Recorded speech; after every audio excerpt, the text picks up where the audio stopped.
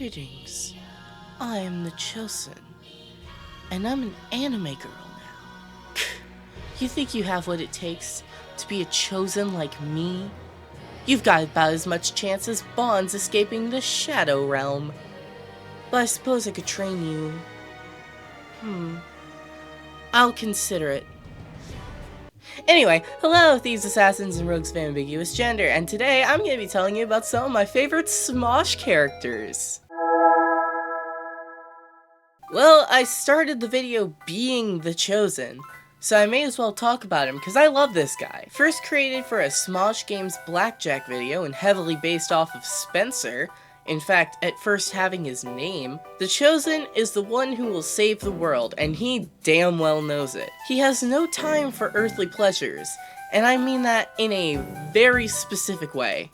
And as a veteran member of NoFap, the last thing I want to do is burst.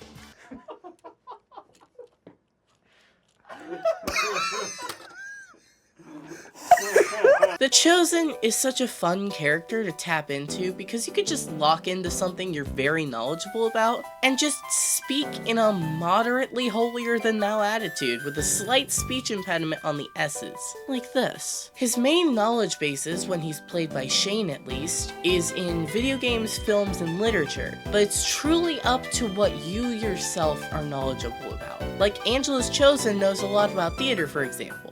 My chosen knowledge base would be video games and music. All Smosh characters seem to gain power as time goes on, but the one who has seen the most shocking rise in power level in recent years is... Neo Mental Illness! Did you look at any form of news today? Did it make you feel like shit? Yes? I love it. That's my job! Mental illness is truly just a character anyone can relate to. In a bad way. They represent all your swirling thoughts that feel much like a tornado, but if a tornado hated you specifically. Self-doubt, self-hatred, low self-esteem, body image issues, the crushing weight of living in 2025. Mental illness taps into it all, and really slaps you in the face with the real and the silly at the same time. Thank you, Tommy, for bringing this character to the masses. If you want to try to do this character's voice, all you really need is an accent that is so deeply ambiguous that you don't know where it could possibly be from, except for maybe vaguely Scandinavian or Eastern European.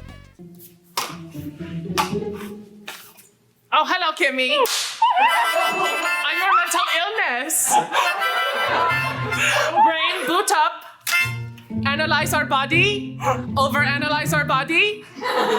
Okay, we don't like it. Have a good bad time. Goodbye. Yes. Have you ever heard of the Creekside Killer? A generic-looking man with an extremely lurid series of crimes, horrific strangulations, all found by the sides of creeks.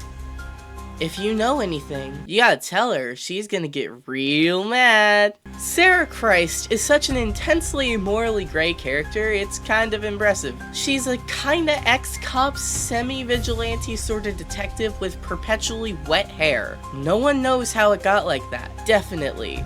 No one tell her we've seen her spray her hair with a spray bottle. No one knows why her hair is soaking wet. It's a mystery. Also confusingly horny, maybe? Unsure. The jury's still out on that one. Amanda can really lock in and just fully become Sarah, and it's really quite impressive. The trick to getting a Sarah Christ voice is to speak dramatically from your throat with an underbite. And don't be afraid to shout. I'm looking for the Creekside Killer. Have you seen this man? What's your relationship with food? How do you feel about food? What do you eat? Fast. I want it fast, and I want it in, and I want it out. I really kind of had a hard time trying to pick between these two, but then I remembered, this is my video. I could just put them both here. So these are both characters created by Damien, and they really highlight something special about him. For as nice and considerate as a guy as he is, he can really go hard on some characters who may or may not be complete assholes. Randall is a guy who just kinda doesn't know what a woman is. He's had a girlfriend who he later discovered was a sculpture he made out of butter and chives, and a wife who turned out to be a birdhouse he filled with pudding and creme fraiche. Probably has some memory issues too, because he always forgets that he is the one behind every incident. Meanwhile, on the opposite side of things, we have Augustus. Augustus is a prick. The kind of guy who's overly judgmental, leaves bad reviews on Yelp over small things, claims he knows a lot, doesn't. That kind of guy. A self-admitted food critic, he markets himself as an intellectual, but just ends up presenting as extremely arrogant. Although, he has created new words, and any fuck will probably still be one of the best words I've ever heard. Any fuck. To do a Randall voice, you need to do a Kermit impression, take it down by about half, and add a very prominent lisp, like this. One please. Women, huh? One please, women, huh? And to do an Augustus voice, you need mostly head voice, he doesn't talk very deep. As well, you need to add a lisp, but not as intense as Randall. And if we end up in the same spot, fight me. And if we're ever in the same place again, fight me. Anyone can be a gentleman, but no one does it quite like Spencer. Spencer's gentleman is a very particular character. He's like a Victorian-era fuckboy. Canonically, he has at least 7 mistresses and a wife. With a Navy background and experimentation from there, he knows what he likes and he's not afraid to say it. He'll regale you with stories of the Amazon and tales of his exploits with women and other gentlemen.